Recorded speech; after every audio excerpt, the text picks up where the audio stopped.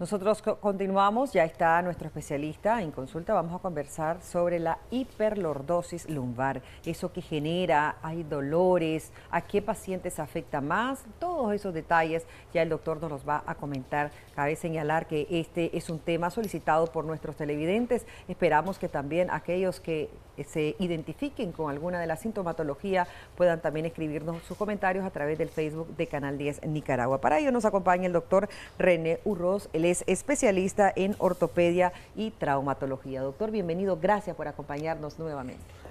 Muchísimas gracias, Odilí. Buenos días. Hoy es una mañana rica de lluvia en Managua. Así es, doctor. Parece que el invierno no se quiere ir. Todavía no, todavía no. Sí, este es un tema que nos decía la licenciada Medrano que lo estaban solicitando algunos amigos televidentes. A lo mejor va a sorprenderles un poquito algunos de los elementos que vamos a comentar sobre hiperlordosis. Y obviamente es seguro que en la casa nos estamos diciendo, ¿qué es esto de hiperlordosis? Sí. Bueno, vamos a explicar primero cómo es una columna normal o cómo esperamos que sea una columna normal.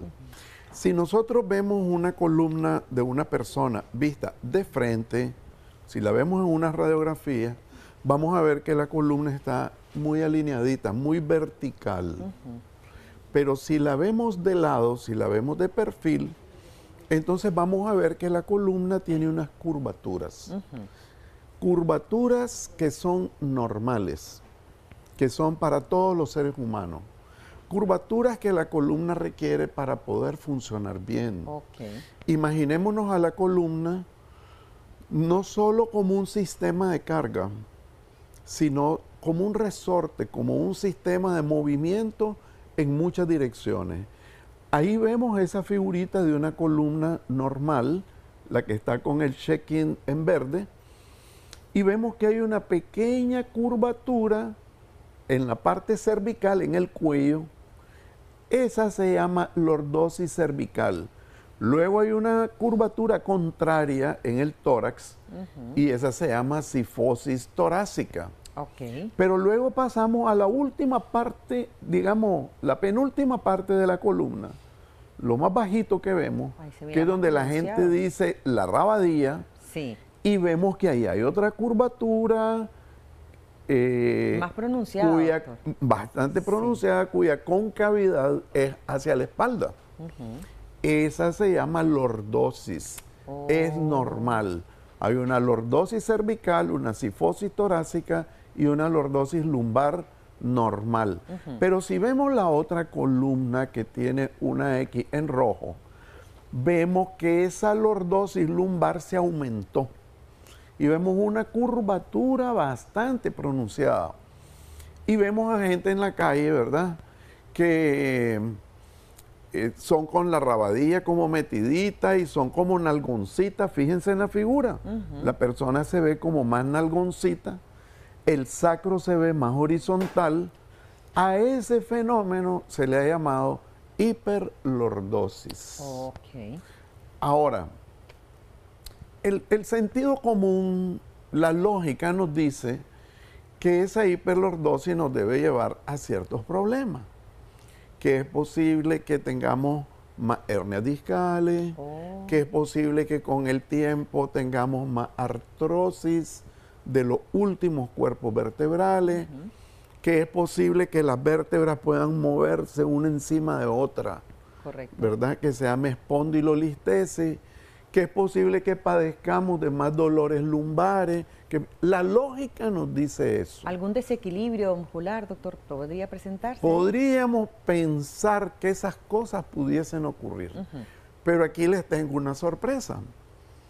Todos los estudios que conocemos sobre hiperlordosis nos dicen que es una configuración normal, porque no encontramos evidencias clínicas que no asocien con algún tipo de problema específico.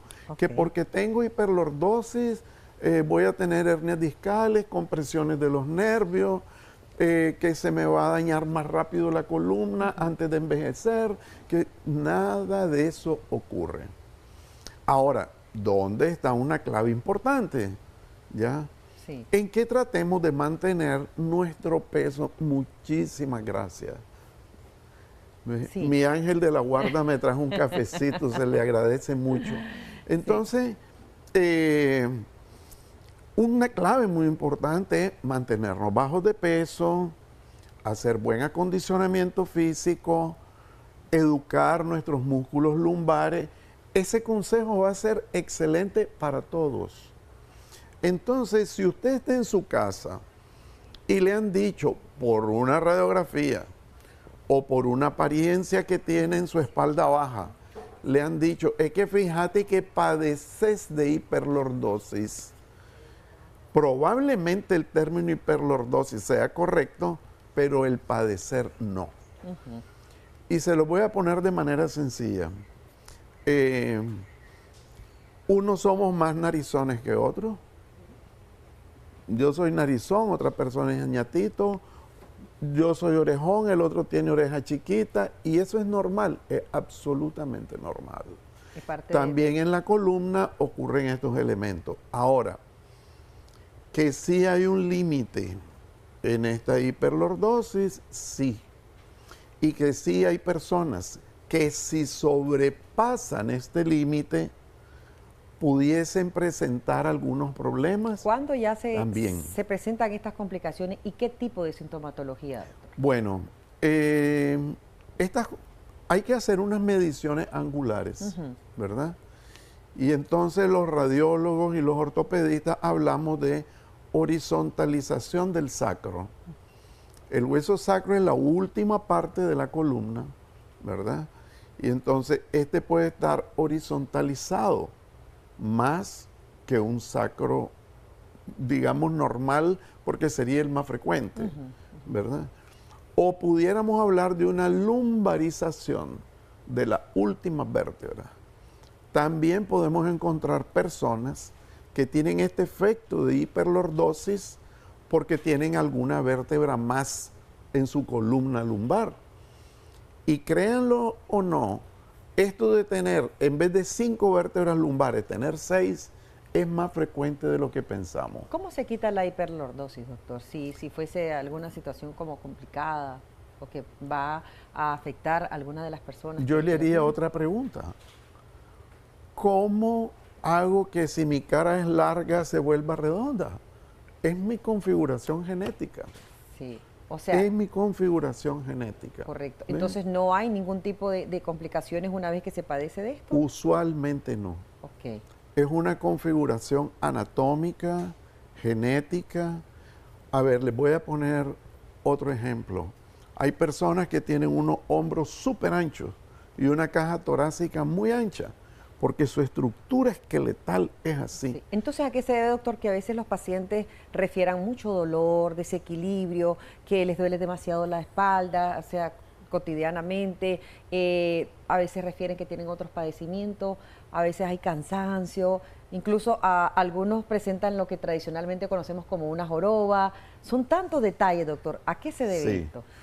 Bueno, ya cuando nos fuimos a la joroba ya nos metimos a otro lado de la columna. Le pregunto esto porque todos se relacionan y todos dicen, es que posiblemente pueda ser por eso. Siempre nosotros como que apuntamos a algo en específico. Y cada vez que sentimos algo en la espalda le echamos la culpa a la columna. Sí, es cierto. Y fíjense, las personas que tienen hiperlordosis, todos los estudios que se han hecho, y no en un continente, en varios continentes, en América, en Asia, en Europa, nos dicen que la frecuencia de lumbalgia, el dolor lumbar, tiene exactamente el mismo rango de frecuencia en las personas con hiperlordosis que en las personas con una lordosis normal. Lo cual quiere decir que no podemos asociar la lumbalgia, que es el dolor más frecuente, a la hiperlordosis. El otro elemento importante es, si estoy sufriendo de dolores lumbares, específicamente de ese tipo de dolor, mejor reviso si ando muy tenso, si ando muy preocupado, si me estoy sentando mal, si estoy durmiendo mal. El calzado. El calzado, exacto, es un excelente punto. si estoy haciendo movimientos inadecuados, si en mi trabajo tengo sobrecarga física y no estoy siguiendo las normas de higiene laboral correctas. Hay un montón de factores para generar un dolor lumbar. Lo otro que le explicaba de la... La curvatura arriba. Correcto, que comúnmente se conoce como jorobita, algo así. Exacto, ¿verdad? exacto. Tiene su nombre científico, pero sí. Es una cifoescoliosis. No tiene nada que ver. No tiene nada que ver. Correcto. Ahora, si yo fui un sujeto que en mi infancia, mi adolescencia, mi edad adulta fui normal, pero ya después de los 50, 60 años me empiezo a enconchar, lo más probable, no es lo único, pero lo más probable es que pueda estar yendo hacia osteoporosis. Correcto. Y que sean manifestaciones por osteoporosis. ¿Ya? Vamos a leer mensajes, doctor, que nos hacen llegar a través del Facebook de Canales Nicaragua. Buenos días, bendecido jueves. Tengo una pregunta, doctor. Mi madre tiene 79 años de edad y hace como un mes se le ha venido encorvando del cuello, como que está agachada y tiene dolor e inflamación en el cuello. ¿A qué se deberá? Era una mujer alta. ¿Qué me recomienda? ¿Dónde la puedo llevar? Porque solo la inyectan para el dolor. Excelente pregunta.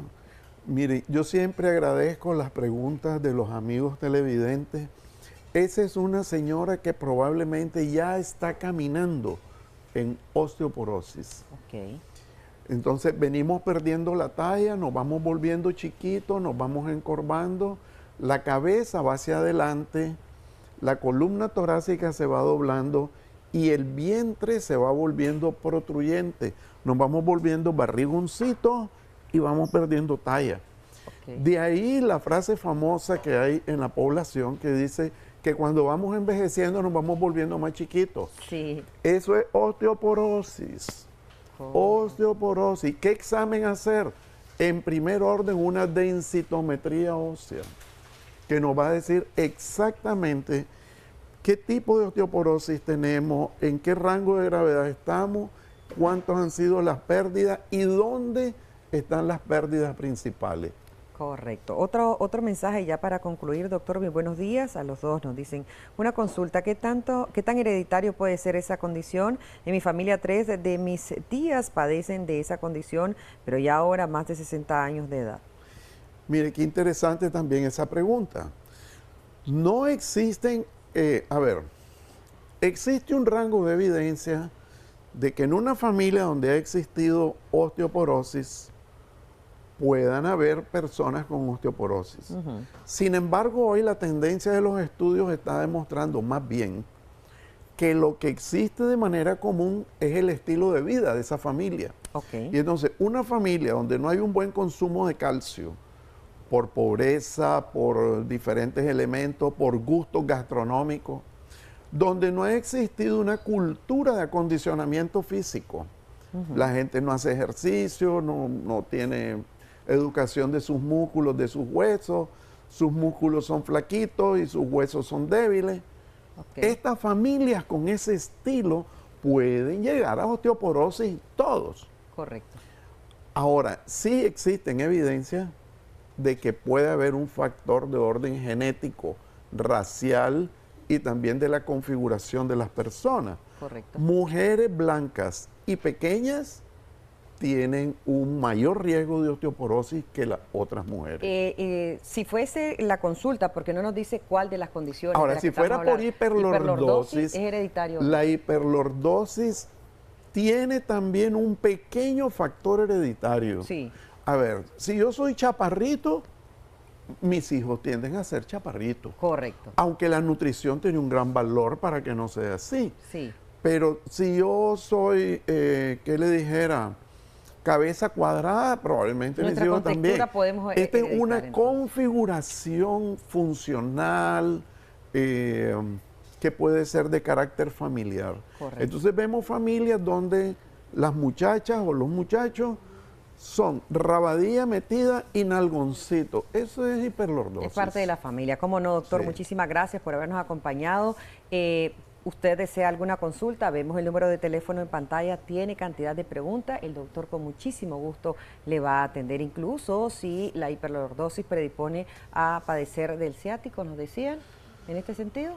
No hay evidencia de eso. Correcto. Muchísimas gracias, doctor. Decimos que es normal. Correcto. El doctor René Urroz, ahí tenemos el número de teléfono en pantalla para que usted le haga su consulta. Gracias por cada detalle, doctor. Gracias. De inmediato hacemos una breve pausa y ya volvemos con más aquí en Acción 10 en la mañana. Acompáñenos.